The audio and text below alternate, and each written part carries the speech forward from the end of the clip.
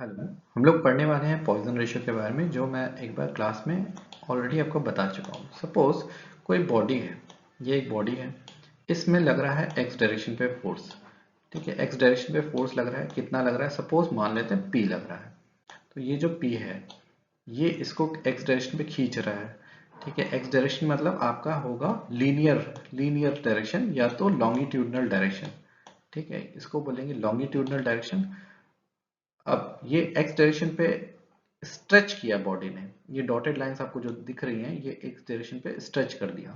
But as इसी साथ साथ में वाई डायरेक्शन पे इसमें कंप्रेशन भी लगा है। तो ये हुआ कंप्रेशन। और कितना कंप्रेशन हुआ? ये इतना, जो आपको इतना थिकनेस दिख रहा है, ये कम हुआ है दोनों साइड से। तो अगर ये एक डायरेक्शन पे बढ़ रहा है, दूसरे डायरेक्शन पे कम हो रहा है, तो it has some meaningful ratio, है ना।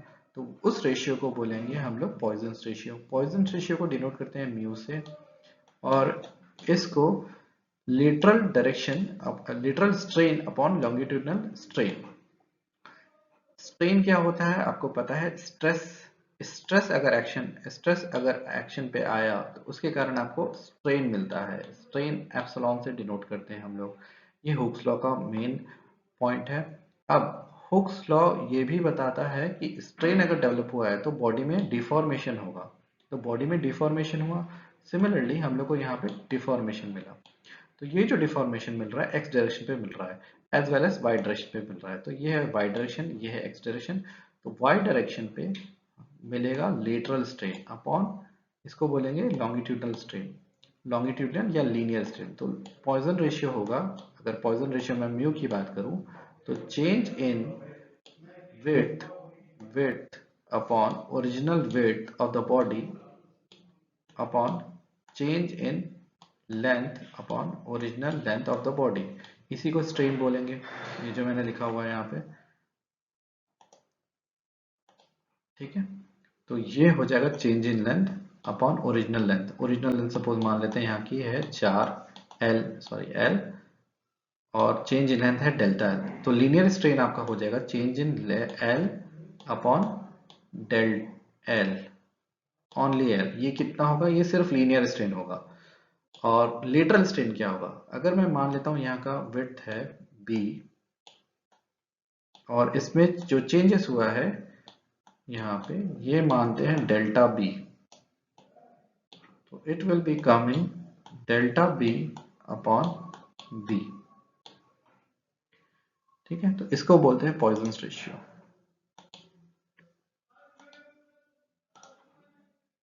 अब पॉइजन रेशियो मेटल्स के लिए कितना होता है? पॉइजन रेशियो मेटल के लिए होता है 0.25 टू 0.33। ये याद रखिएगा, बहुत जगह काम आएगा। इसके बाद स्टील के लिए होता है 0.3 की वैल्यू, कंक्रीट 0.15।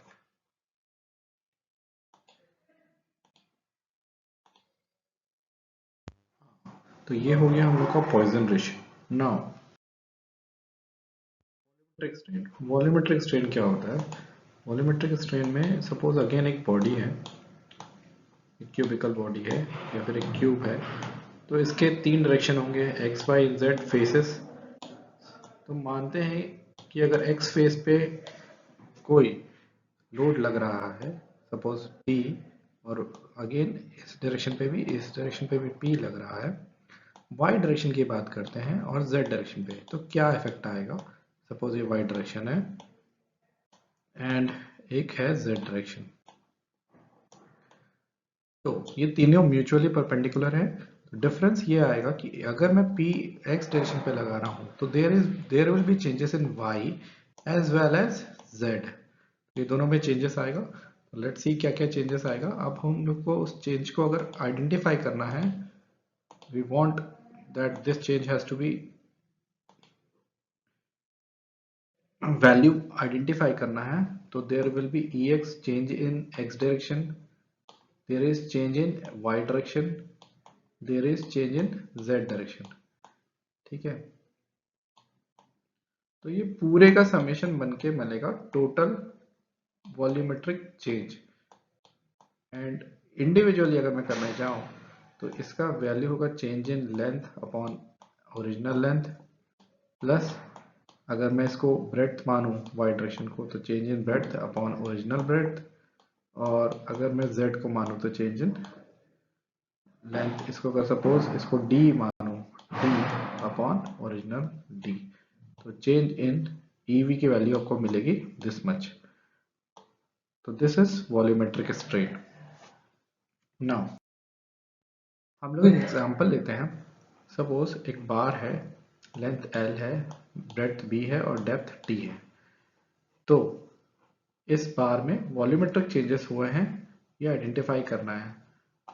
तो will get delta V upon V is equals to change in volume upon LBD, क्योंकि ओरिजिनल वॉल्यूम की वैल्यू होती है L into B into D. ठीक है। And what is delta V? Delta V is individual का change, इंडिविजुअल जो changes आएंगे। इसमें जो चेंजेस आए वो तो हम लोग को मिल गया delta V upon original length. ये तो delta L upon L, delta B upon B और डेल्टा D अपॉन D, तो ये मिला आपको x डायरेक्शन पे, क्योंकि ये x डायरेक्शन पे है L। सिमिलरली B आपको मिला ये y डायरेक्शन पे, ये y डायरेक्शन पे है। और आपको जो D मिला वो है डाउनवर्ड डायरेक्शन पे, यहाँ पे z डायरेक्शन अज्यूम कर लीजिए। तो x y z डायरेक्शन पे चेंज इन वॉल्यूम। अगर एक बार है, अगर एक बार है जो सर्कुलर बार है बोल सकते हैं, जिसका डायमीटर d है और L लेंथ है, तो चेंज इन वॉल्यूम क्या आएगा? पाई बाई 4d² इंटू एल, क्योंकि इसका एरिया होगा pi by 4d² into L. तो चेंज इन वॉल्यूम, इसको अगर हम लोग चेंज इन वॉल्यूम निकालेंगे तो delta V is equals to pi by 4, मतलब सिंपल डेरिवेटिव करेंगे तो delta V is equals to pi by 4 2d delta d L plus pi by 4 del square delta L, ये मिलेगा। Since V is a function of d and L, V क्या है? Volume है, और वो किसका फंक्शन है? d का और L का। तो एक बार पार्शियल डेरिवेटिव में आपका होगा d के साथ, तो पार्शियल डेरिवेटिव में तो L common, L will be constant, तो 2d delta d and L simple, अगर डेल्टा L रहेगा तो this will be constant, this d square will be constant.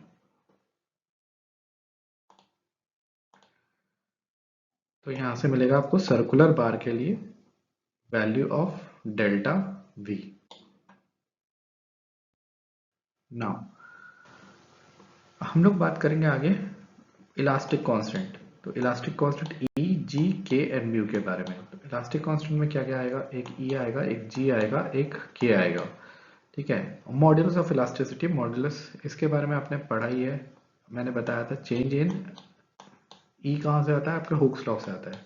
ठीक है। और E क्या कैसे मिलता है? Sigma upon epsilon, sigma upon epsilon is equal to मिलेगा change load per unit area upon change in L upon original L।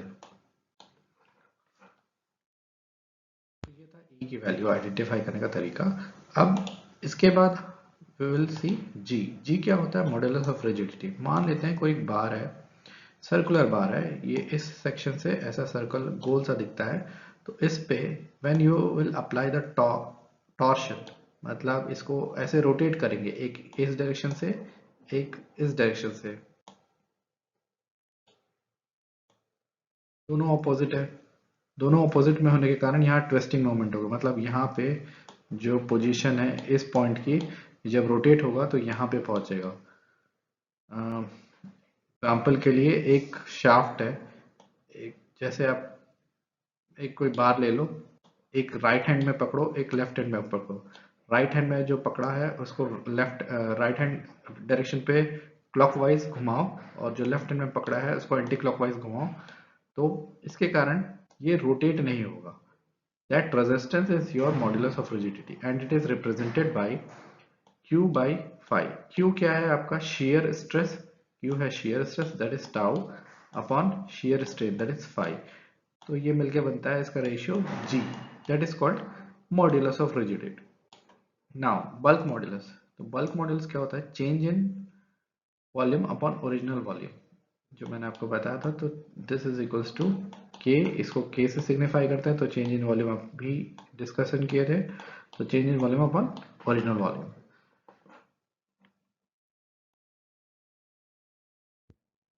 Now एक question है about bulk modulus, this is not a question, this is bulk modulus.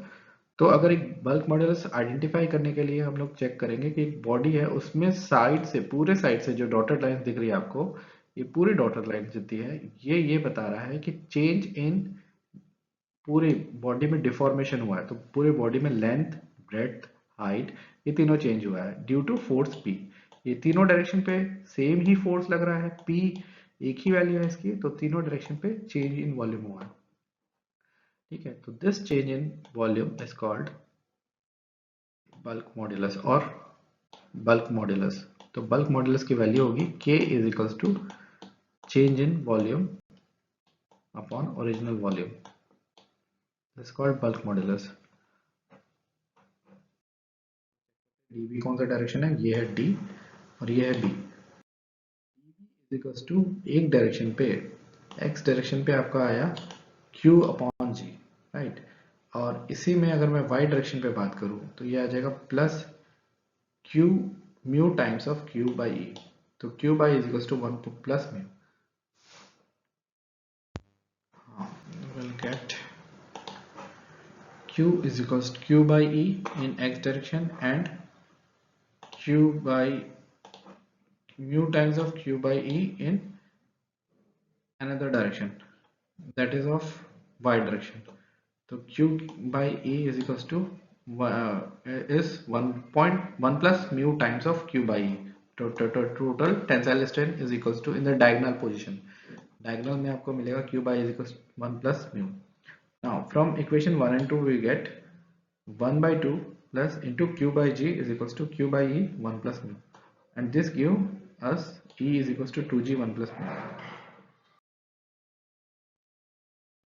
Now consider एक cube assume करते हैं, अगर हम लोग को k और e का रिलेशनशिप निकालना है तो ये हम लोग अज्यूम करते हैं अगेन। तो बल्क मॉड्यूल्स की बात की तो बल्क मॉड्यूल्स में तीनों साइड सपोज p एक कांस्टेंट फोर्स लग रहा है, ठीक है, x डायरेक्शन पे, z डायरेक्शन पे, y डायरेक्शन पे और z x डायरेक्शन पे।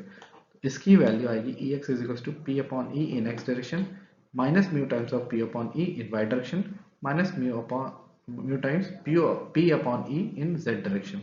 तो ex की वैल्यू मिलेगी p upon e 1 minus 2।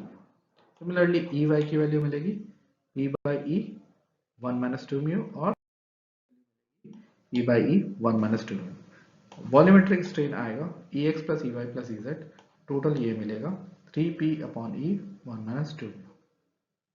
From definition bulk modulus k की वैल्यू होती है k is equals to p, आपका p, just a minute, p upon ev, that is pressure जो प्रेशर हम लोग फोर्स कंसीडर कर रहे हैं यहाँ पे, force upon change in volumetric strain. तो p आपका जो अप्लाइड है अपॉन वॉल्यूमेट्रिक वैल्यू जो ये मिला, तो E is equal to 3k 1 minus 2। ये मिला दो रिलेशनशिप हम लोग को, ये इंपॉर्टेंट है। तो बात करें E, G और K की वैल्यू के रिलेशनशिप की, तो हम लोग ये दोनों वैल्यू को कंबाइन करेंगे, we will get mu is equal to, first equation से हम लोग को ये वैल्यू मिलेगी एंड इसको करते हैं substitute in equation number B. तो इक्वेशन नंबर बी में म्यू को उठा के यहाँ रख देते हैं, we will get E is equal to 3k times 1 minus 2 e upon 2g minus 1। Now इसको फिर रिजॉल्व करेंगे तो it will be converted into E is equal to 9 kg अपॉन g 3k। This is one of the important relationship. इसको further और improve करेंगे तो 9 by E is equal to 3 by g plus 1 by k value मिलेगी। This is more important. आपका